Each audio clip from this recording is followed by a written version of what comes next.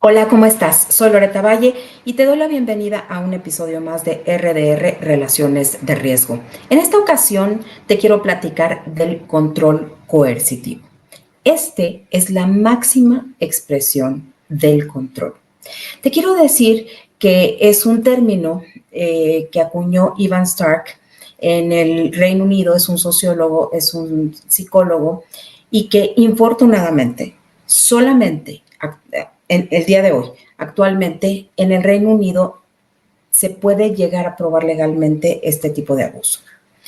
Es lamentable totalmente que en países como México y en muchísimos otros países no se pueda todavía probar verdaderamente, o sea, de una manera fácil me refiero, el control coercitivo, la violencia psicológica, la violencia emocional, que tienes que llegar ante un juez con costillas rotas, ojos morados y demás para que puedan considerar que estás siendo violentada, ¿no? Y esto es verdaderamente algo que se da muchísimo en estos países y que infortunadamente lleva a que muchísimas personas sigan siendo violentadas.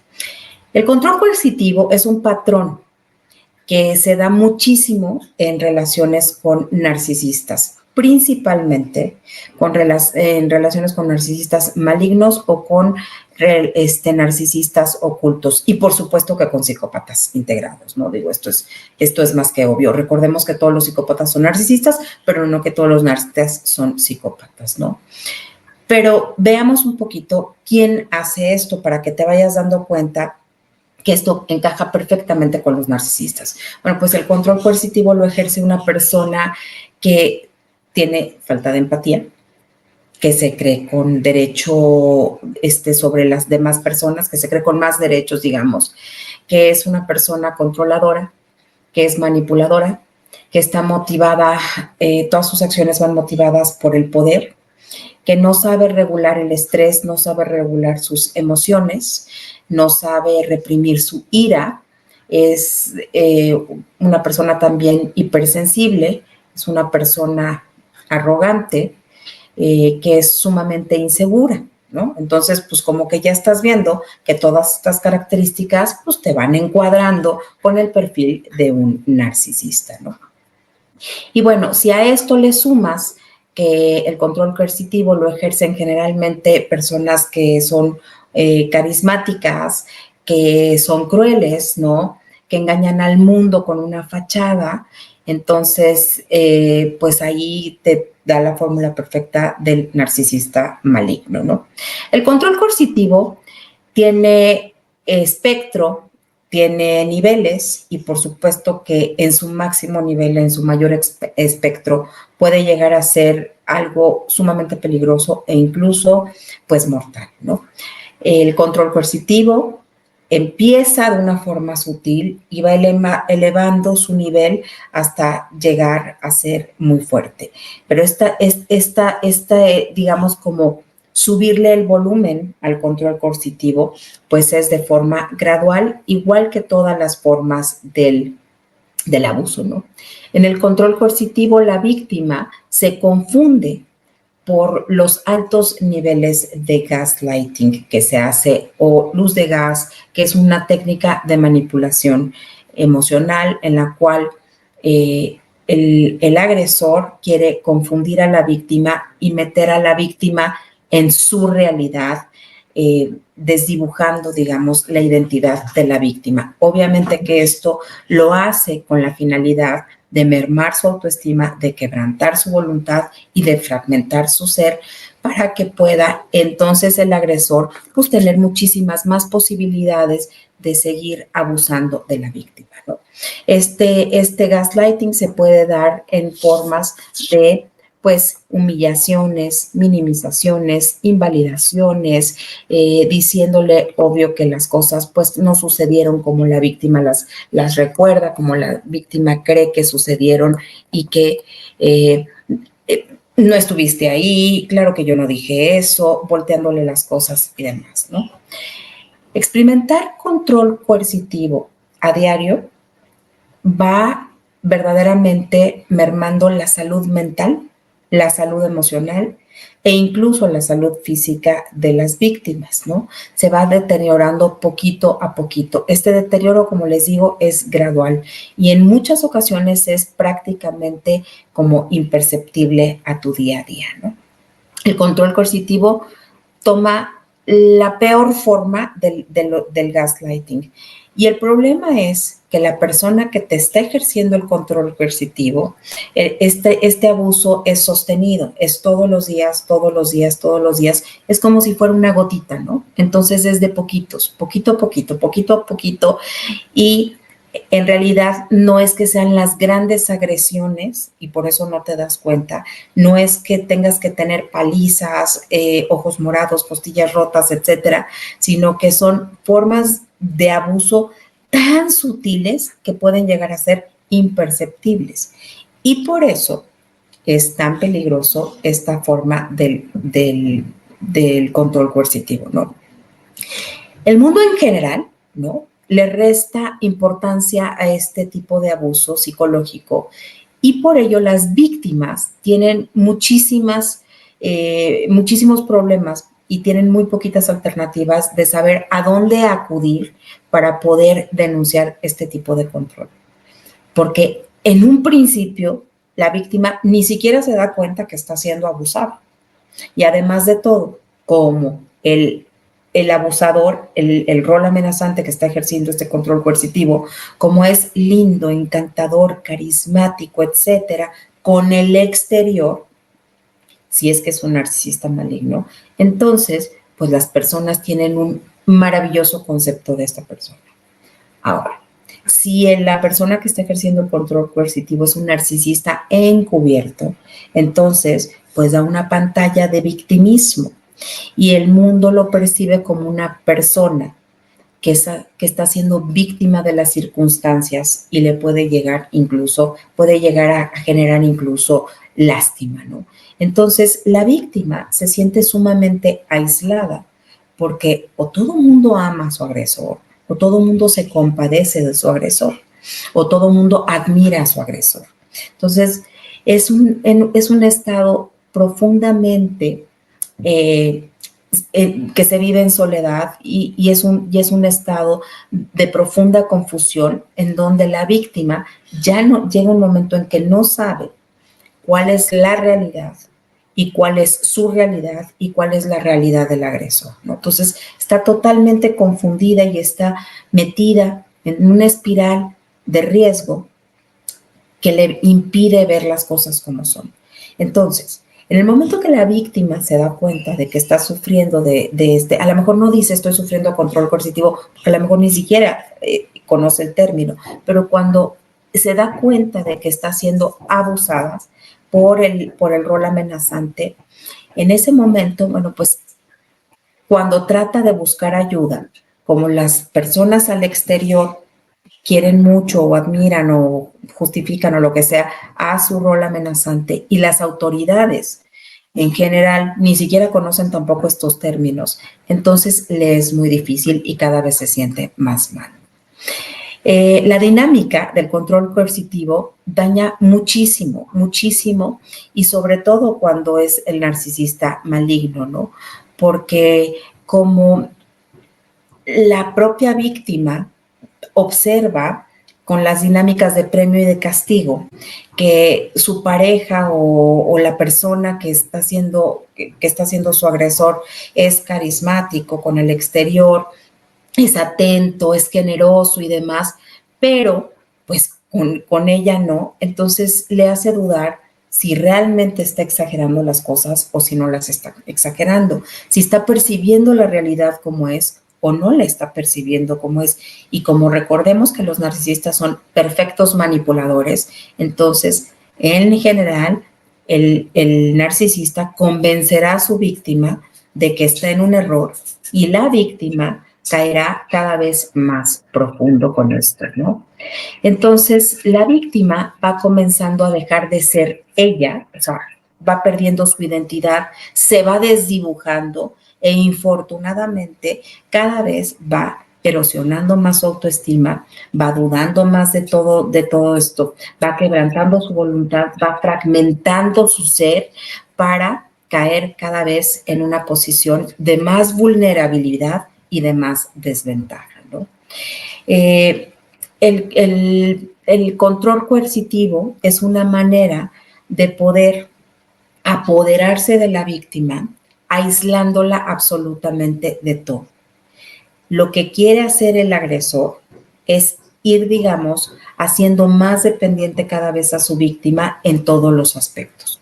En el aspecto económico, o sea, por ejemplo, si la víctima trabaja, bueno, pues va a ponerle trabas para que siga trabajando, y no porque le importe que trabaje, sino lo que le importa es que uno tenga la víctima poder económico, porque entonces en cualquier momento puede decir, hasta aquí llegué, y tiene los recursos económicos para poderse salir.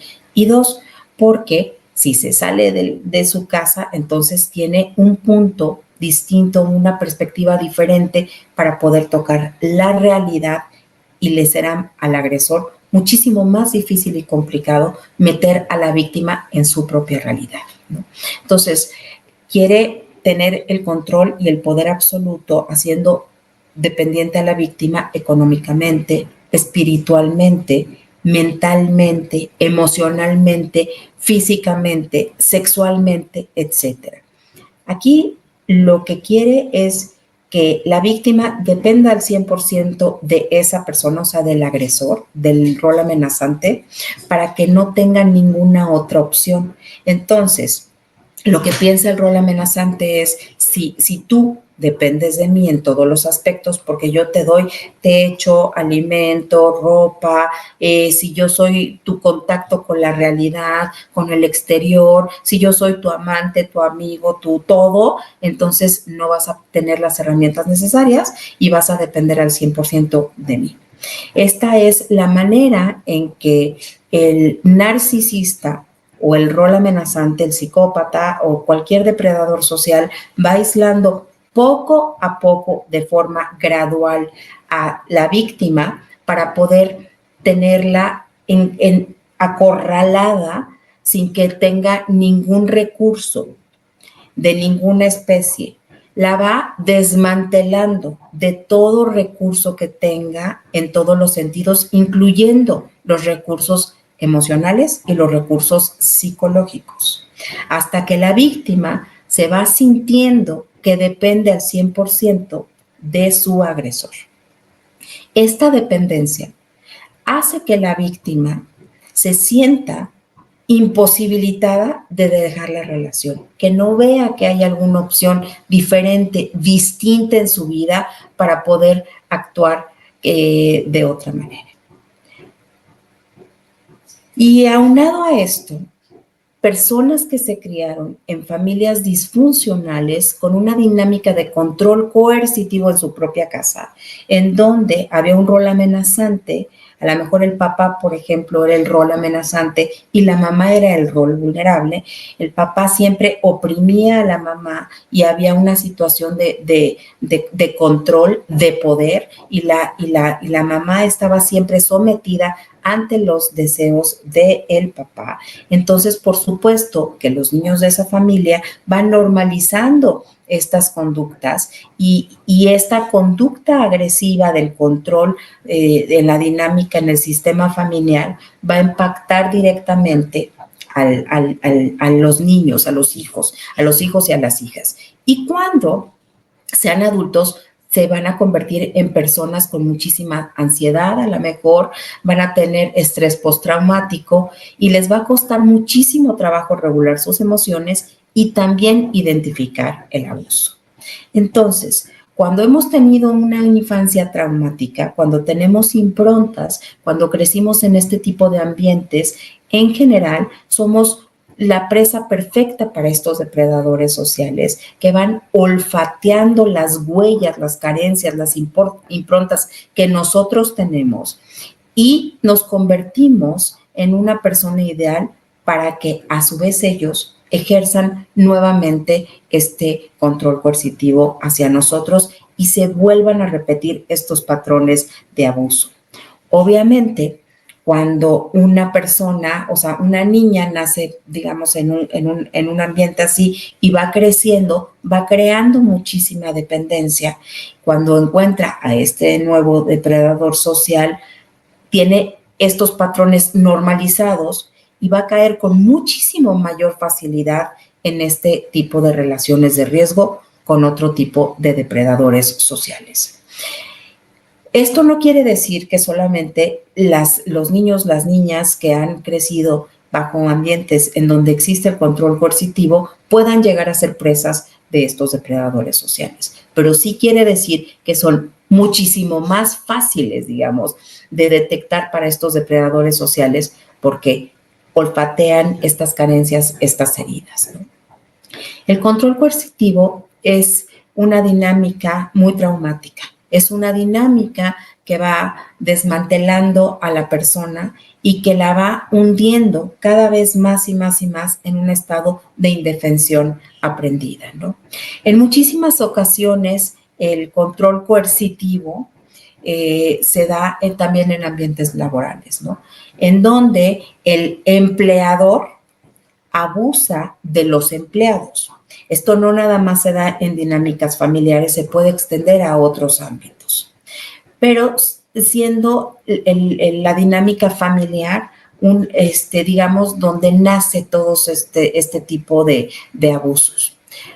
Yo te quiero decir que si tú estás en una situación en donde estás viviendo control coercitivo, en donde tú sientes que ya no sabes ni quién eres, en donde estás en una dinámica de gaslighting, o sea, de manipulación de luz de gas muy fuerte y donde tú estás dudando de la realidad, ya no sabes tú si estás bien, si estás mal, si tu pareja tiene la razón, no tiene la razón, si te encuentras constantemente ofreciendo disculpas, si tú a lo mejor crees que, no sé, tú dijiste algo, pero tu pareja te dice que no es cierto y te dice que estás loca, te dice que siempre sales con mentiras, te dice que eres una exagerada, dramática, que eres conflictiva y demás.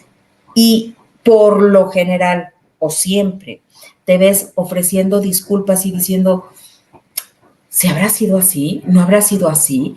Si te has cachado tratando de comprobar este tipo de situaciones con los correos electrónicos, con los WhatsApps, en el Facebook, en el Instagram, y diciéndole, mira, es que sí me dijiste, es que mira, sí fuimos acá, es que mira, yo sí traía puesto esto, etcétera, muy probablemente estás en una dinámica de control coercitivo.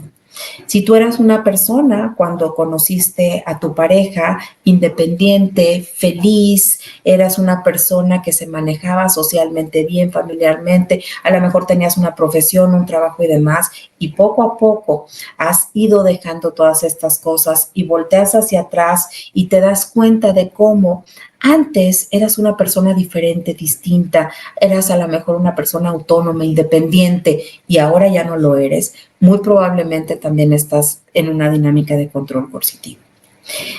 Te quiero decir que este tipo de dinámicas no te van a llevar a buen puerto. Infortunadamente, las personas que viven inmersas en el control coercitivo van sufriendo una muerte lenta, una muerte psicológica, emocional e incluso puede llegar a una muerte física lenta, porque quien está viviendo un control coercitivo, en lugar de vivir la vida, está sobreviviendo la vida. Si te está haciendo clic algo, si te estás cachando o si lo estás viendo en alguna persona que tú quieres, entonces es momento de hacer algo. Salir de una relación de riesgo, salir del control coercitivo es posible. No es fácil, se requiere de muchísima valentía. Se requiere de afrontar el miedo que se tiene y se requiere de hallar esas creencias que nos están limitando para poderlas desenraizar e implementar nuevas creencias, reemplazarlas por creencias empoderadoras, por creencias reales. Yo te quiero decir que el depredador social que a ti te está haciendo creer que estás mal, que estás loca, que no puedes, que no mereces, que no vales, Ese depredador social lo que quiere es hundirte cada vez más y más y más para poder depredarte. No mereces eso porque sí vales y no estás loca. Te aconsejo que vayas a buscar ayuda profesional para que tú puedas lograr poco a poco recuperar tu identidad, recuperar tu realidad, recuperar esa persona maravillosa que sí eres. Amarte sanamente es la respuesta. Y esto solamente lo vas a hacer si das el primer paso, aunque parezca aterrador. Créeme que una vida plena y maravillosa te está esperando. Está esperando que das ese primer paso para que puedas salir de esa relación de riesgo. Ámate, no te abandones, porque el amor de tu vida eres tú. Dejemos de normalizar la violencia, porque la violencia no es normal. Espero que esto te haya ayudado. Por favor, si no estás suscrito en el canal, suscríbete, dale like, comparte a alguien que le pueda llegar a servir. Nos vemos pronto.